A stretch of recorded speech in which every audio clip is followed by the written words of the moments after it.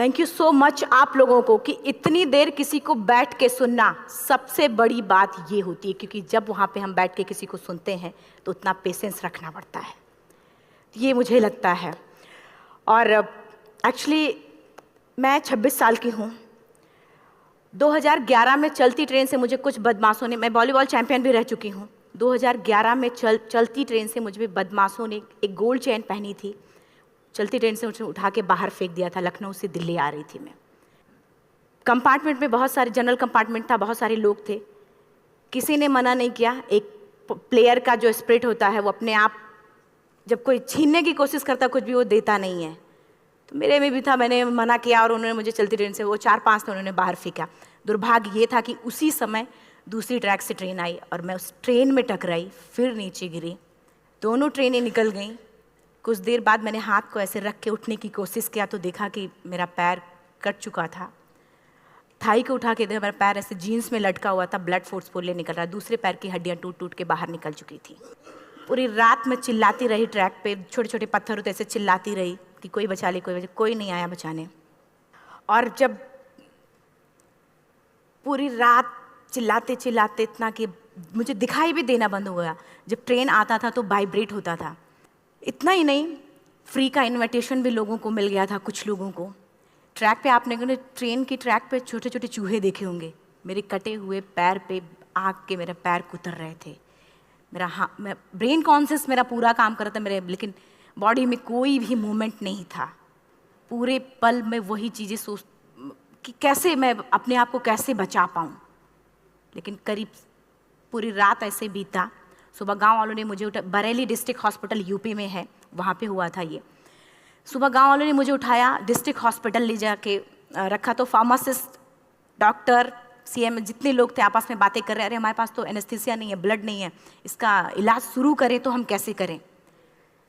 मुझे भी नहीं दिखाई तो नहीं, लेकिन मेरा सुनाई दे रहा था सब कुछ वहाँ पे। कहाँ से हिम्मत आई मुझ में, मुझे भी नहीं पता।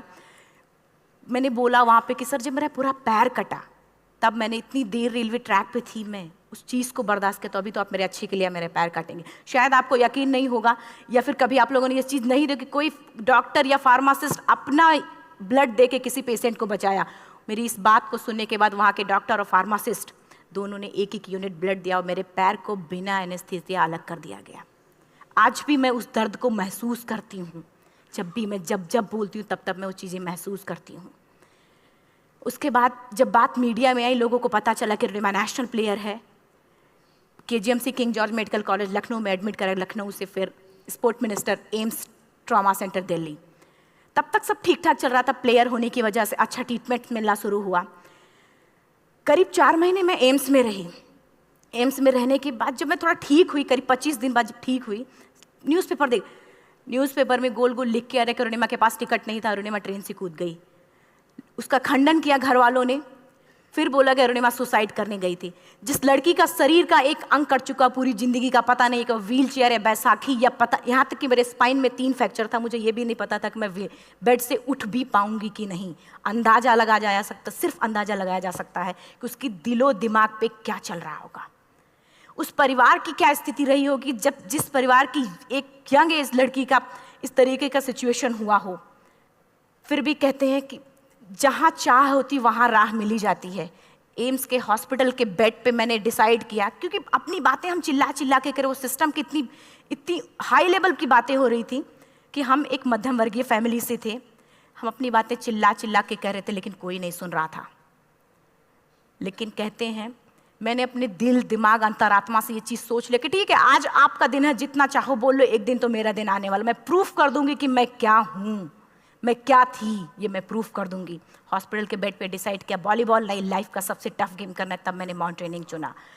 जब मैंने माउंटेनिंग कहने और करने में बहुत फ़र्क होता है। जब मैंने माउंटेनिंग की बात सोची और लोगों के सामने, सबसे बड़ी चीज़ थी सही गाइडेंस में ट्रेनिंग लेना, दूसरा स्पॉन्सरशिप। इतना बड़ा एक साथ तो मैंने 40 से 50 लाख मैंने वाकई में कभी नहीं देखे थे पहले। मेरे लिए बहुत बड़ी चीज़ थी वो इकट्ठा कर पाना। जब मैंने लोगों के सामने रखा कि मैं माउंटेनिंग करना चाहती हूँ, एवरेस्ट के लिए मुझे ट्राई करना है, हर किसी ने मुझे बोला कि क्या है, पागल हो चुकी हो क्या, तुम्हारा दिमाग खराब हो चुका, तुम कभी नहीं कर सकती माउंटेनिंग। एक पैर आर्टिफिशियल है, दूसरे में रॉड है, और तुम्हारा दिमाग खराब है, स्पाइन में भी फ्रैक्चर है, तुम पागल होगे, चुपचाप कोई नौकरी करो, जीवन यापन करो। क्योंकि लोगों का सबसे बड़ा प्रॉब्लम ये होता है, लोग फिजिकल देखते, पैरों को मेरी अंतरात्मा में क्या चल रहा था वो तो किसी को पता ही नहीं था। मुझे लगता है कि आज यहाँ पे मैं भी सुबह से देख रही हूँ, इतने अच्छी अच्छी चीज़ें मैंने सीखी यहाँ पे। बहुत बड़े बड़े स्पीकर को शायद आप लोगों ने भी सुना, आज मैं भी आपको यहाँ पे कि चाहे जितना मोटिवेट करूँ, चाहे जितना चीज़ें मैं बताऊँ, लेकिन मुझे लगता है सबसे बड़ा मोटिवेटर कौन होता है? आप खुद। जिस दिन किसी भी लक्ष्य के प्रति आपकी अंतरात्मा जाग गई, आपको कोई नहीं रोक सकता उस लक्ष्य को पाने में। ये मैं किताब से बातें नहीं बोल रही हूँ, ये मैं एक एक पल मैंने ये मैं कोई भी किताब की बातें नहीं, एक एक पल आज जो मेरा 26 साल का एक्सपीरियंस है वो मैं बता रही हूँ सिर्फ आपको। उसके बाद किसी तरीके से मैनेज किया मैंने। भाई साहब, मेरा परिवार मेरा बैकबोन था। परिवार ने मुझे, भाई साहब ने मुझे कहा कि मैडम बछेंद्री पाल जिन्होंने 1984 में एवरेस्ट समिट किया, उनसे मिलते हैं, वो जरूर कुछ ना कुछ करेंगे। हॉस्पिटल से निकलने के बाद मेरे राइट लेग में स्टिचेस लगी थी। मैंने डायरेक्टली घर जाने की बजाय, जब लोग ये सोचते हैं कि मुझे अपना जीवन यापन कैसे करना है, जब लोग ये सोचते हैं कि मुझे अपनी ज़िंदगी के, मेरे दिमाग में सिर्फ 2 चीज़ें चल रही थी, मुझे इनका जवाब कैसे देना है और एवरेस्ट समिट कैसे करना है। फर्स्ट तुरंत गए बछेंद्री मैम के पास। जब मिले, मैम ने फर्स्ट टाइम जब मुझे देखा तो उन्होंने कहा, अरुणिमा, उनकी आंखों में आंसू आ गए। उन्होंने बोला, अरुणिमा, तूने ऐसी हालात में एवरेस्ट जैसे दुरूह पहाड़ के बारे में सोचा तो तूने अपने अंदर तो एवरेस्ट फतह कर लिया, अब तो सिर्फ लोगों के लिए। मेरे परिवार को छोड़ के बाहर की पहली ऐसी महिला थी जिन्होंने मुझ पे भरोसा किया था कि हाँ अरुणिमा, तुम कर सकती हो। मेरे लिए वही बहुत बड़ी चीज़ थी। प्लानिंग भी कर ली, मैम भी मिल गई, सब हो गया। लेकिन जब उतरते हैं फील्ड में तब पता चलता कि हम क्या हैं। रोड हेड से मैं पहुंच गई। मैडम ने कहा कि ठीक है, तुम्हारे कहने, तुम्हारे सोचने से कुछ नहीं होगा अरुणिमा, प्रूफ करो कि कर सकती हो। मैंने कहा बस एक मौका चाहिए मुझे। वाकई में जब मैं माउंटेन में पहुंची, रोड हेड से बेस कैंप लोगों को 2 मिनट लगता था, मुझे 3-3 घंटे लगते थे, क्योंकि मेरे राइट लेग की हड्डियां भी नहीं जुड़ी थी। लेफ्ट मेरा आर्टिफिशियल लग चुका था, लेकिन स्टंप एकदम रेड, उसका मतलब घाव एकदम नए थे। मैं अगर पैर रखती थी तो मेरे पैर से जोर से अगर दबा देती थी तो पैर से मेरे ब्लड आने लगता था। सारे लोग नॉर्मल थे वहाँ पे। हर कोई ये बोलता कि एक पीक के लिए जाते थे तो हर कोई मुझे ये बोलता कि अरुणिमा, तुम धीरे धीरे आओ। मेरे दिमाग में हर बार यही बात चलती थी कि क्या है, मैंने एवरेस्ट का प्लान किया, मैं इनके बराबर भी नहीं चल पा रही हूँ। खुद से संकल्प लिया कि कोई बात नहीं, एक दिन ऐसा आएगा कि मैं इनसे पहले जाऊँगी। और आपको शायद यकीन ना हो, आने वाले 8 महीने बाद पूरा का पूरा वेट उठा के बेस कैंप से साथ निकलते और टॉप पे पहले पहुंचते। ऐसे करके देखते थे कि अरे ये लोग तो पीछे। खुशी होती थी। उससे भी ज़्यादा मुझे खुशी तब होना शुरू हुआ जब वो सारे लोग आके मुझसे ये पूछते, मैडम खाते क्या हो, बता दो, पैर नहीं है फिर भी कैसे चलते हो। उसके बाद पूरा मुझे स्पॉन्सरशिप मिला। मैं जब एवरेस्ट के लिए गई, मेरे लिए सबसे बड़ा, एवरेस्ट की जर्नी में मेरे सबसे बड़ा चैलेंज यही था कि दूसरे को समझा पाना। मैं नहीं समझा पाती कि भाई मैं कर सकती हूँ। जब मैं एवरेस्ट के लिए गई, शेरपा होता, शेरपा को जब ये बात पता चला कि मेरा प्रोस्थेटिक लेग है, आर्टिफिशियल लेग है, दूसरे में रॉड, बोला नहीं ले जा सकता, इसकी वजह से तो मेरी भी जान जाएगी। मैडम ने, हमने सबने कन्विंस किया किसी तरीके से। मन वाकई में जो टीवी में हम और उसमें फोटोज़ में देखते हैं, ब्लू और ग्रीन आइस, हिला देने वाला होता। जितना सुंदर दिखता उतना ही हिला देने वाला होता। जब मैं हमारे ग्रुप में 6 लोग थे, रॉकी एरिया तक मैं सबसे पहले थी, लेकिन जैसे ही मैं ग्रीन और ब्लू आइस में गई, मेरा आर्टिफिशियल लेग स्लिप कर जाता था। फ्रंट पॉइंटिंग से, जब मैं फ्रंट क्रैम्पोन से फ्रंट पॉइंटिंग मारती थी, लेफ्ट से पेन होता था तब भी करते, लेकिन आर्टिफिशियल जैसे फ्रंट पॉइंटिंग मूव हो जाता, मेरा पैर ही मूव हो जाता था। शेरपा मुझे बोला नहीं हो सकता अरुणिमा, जबरदस्ती मत करो। मैंने कहा कुछ नहीं, ये मेरा पैर है, मैं जानती हूँ कैसे चलेगा। फाइनली 1, 2 बार, 3 बार करने, 4 बार, 5 बार होल हो जाता था। आइस थोड़ा टूट के निकलता था तो मैं वहाँ पैर रख के जाती थी। कैंप 3 तक ठीक था, प्रॉपर एक्लेमेटाइज किया अपने आप। कैंप 3 तक जनरली गए। बात जब कैंप 3 के ऊपर की होती है, साउथ कोल समिट, अच्छे माउंटेनियर, अच्छे दिलेर के हौसले धरे के धरे तब रह जाते हैं जब अपनी आंखों के सामने किसी को मरता देखता है। और दिमाग में बात, जब जिसको डिसीजन मेकिंग, और जब दिमाग में बातें जब ये आने लगती हैं कि अरे जिस चीज़ के लिए हम जा रहे हैं उसी चीज़ के लिए आदमी मर रहा है, इसी चीज़ के लोग लिए मर चुके हैं। रात में क्लाइंबिंग, ज़्यादा से ज़्यादा माउंटेनिंग रात में की जाती है क्योंकि वेदर शांत होता है। जब मैं रात में निकली साउथ कोल से, कैंप 4 से, मेरी हेडलाइट जिधर ही हेडलाइट जा रही थी उधर ही डेड बॉडीज़ मुझे नज़र आ रही थी। मेरे रोंगटे खड़े हो रहे थे, मुझे समझ में नहीं आ रहा था कि मैं करूं तो क्या करूं। इतना ही नहीं, मैं जिस रोप में थी उसी रोप में जब मैं आगे जा रही हूं और एक बांग्लादेशी, उनका हाथ हल्का हल्का ऐसे हिल रहा, मुंह से आवाज़ आ रही थी।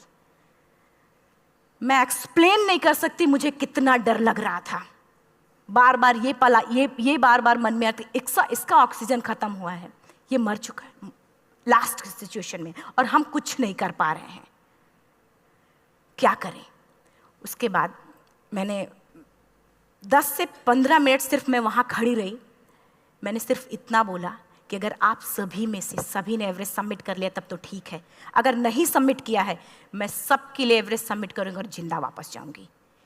क्योंकि जैसा हम सोचते हैं हमारी बॉडी उसी तरीके से जनरेट करना शुरू करती है। मैंने डेड बॉडी, क्योंकि जा ही नहीं सकते थे किनारे से, उसी रोप में वो एंकर है, डेड बॉडी को लांगी और लांग के जाना शुरू किया। हिलेरी स्टेप साउथ समिट के करीब जब मैं खुद पहुंची, मेरे शेरपा ने एक जोर से झटका मुझे दिया कि अरुणिमा वापस चलो, तुम्हारा ऑक्सीजन खत्म हो रहा है। हिलेरी स्टेप के बाद एवरेस्ट समिट है, थोड़ा चलने के बाद एवरेस्ट समिट है। अगर कोई आपसे ये बोले, आप अपने टारगेट के इतने करीब हो, अगर कोई आपसे ये बोले कि अरुणिमा वापस चलो, कैसा लगता है? मैंने भी यही बोला, सर क्या बोल रहे हो आप, मैं नहीं जाऊंगी वापस।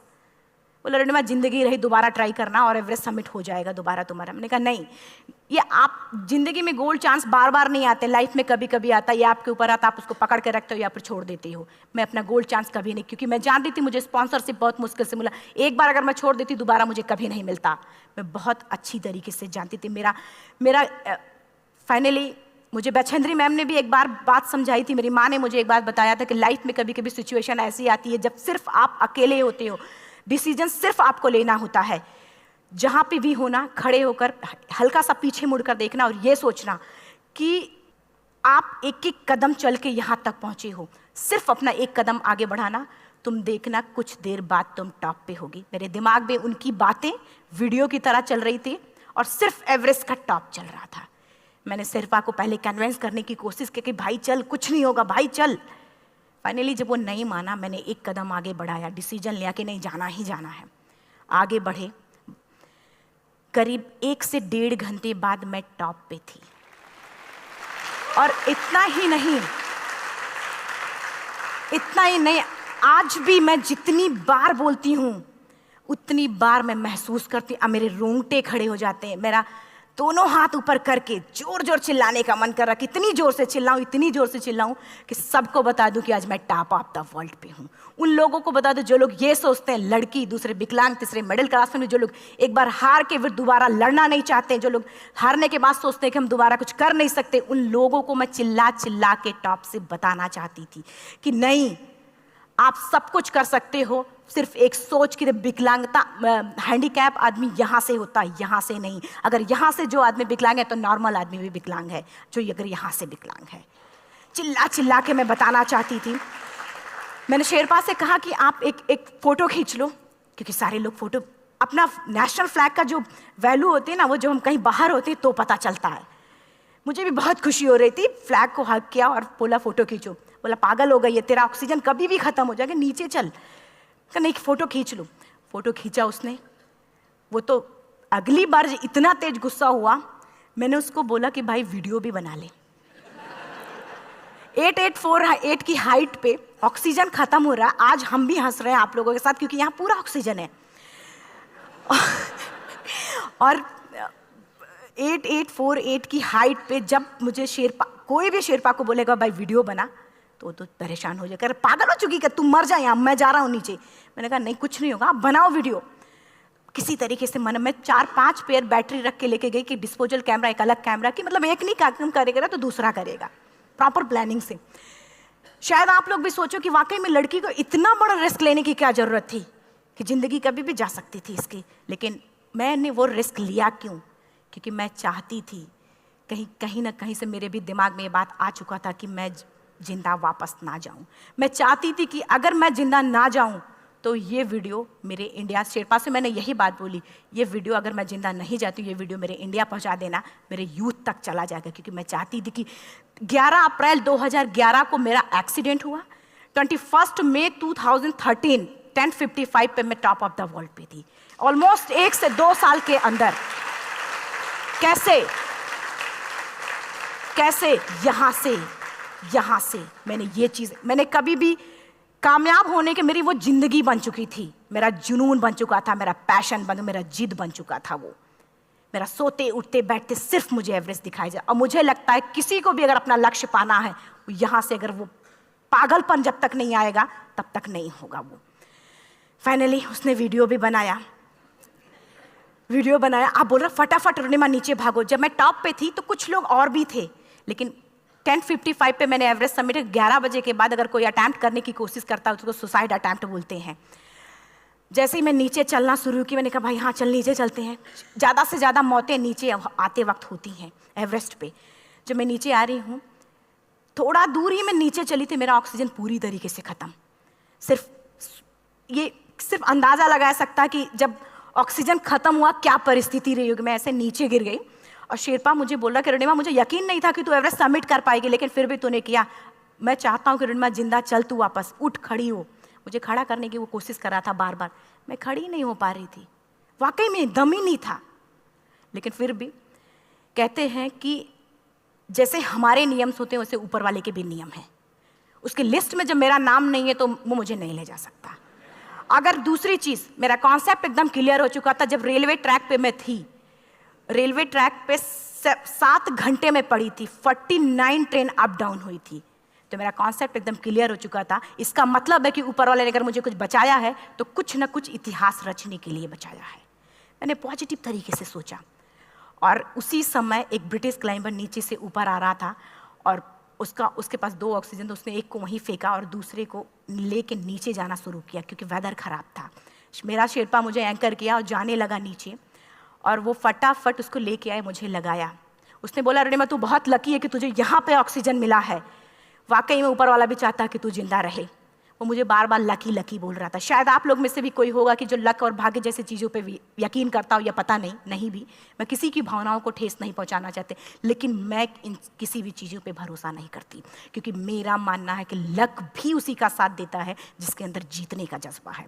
अगर आपके अंदर जीतने का जज्बा नहीं है, चारों तरफ सिर्फ बहाने होते हैं, सिर्फ बहाने, इतना सारा एक्सक्यूज़ होता है। शायद मैं भी अगर वापस आ गई होती तो मैं बोल देती मेरा ऑक्सीजन खत्म है, कोई मुझसे पूछने ना बचेंद्री मन न मेरा परिवार, कोई भी मुझे पूछने नहीं आता। लेकिन क्या कभी मैं अपने आप को समझा पाती? कभी नहीं।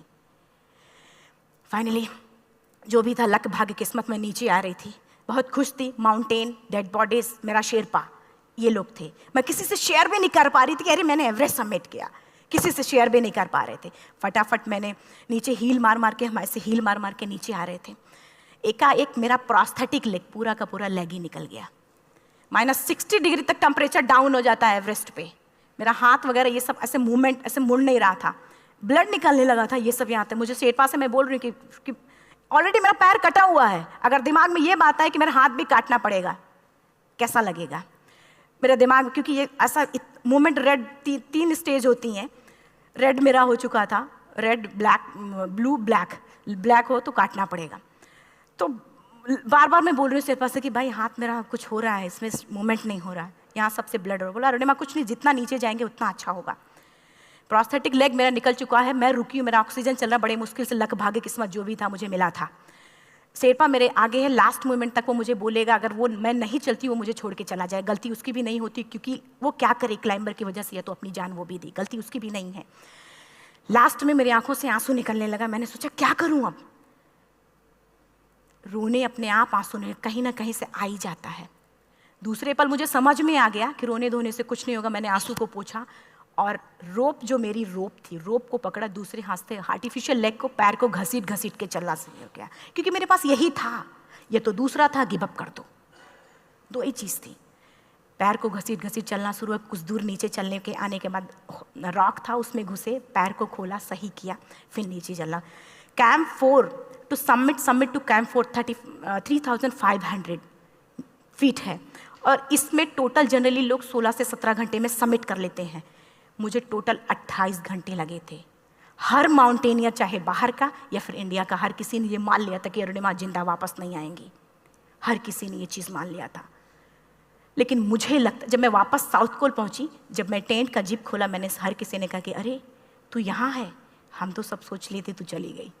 हर किसी ने ये बोला था। फिर सब खुशी मना रहे थे हम सब।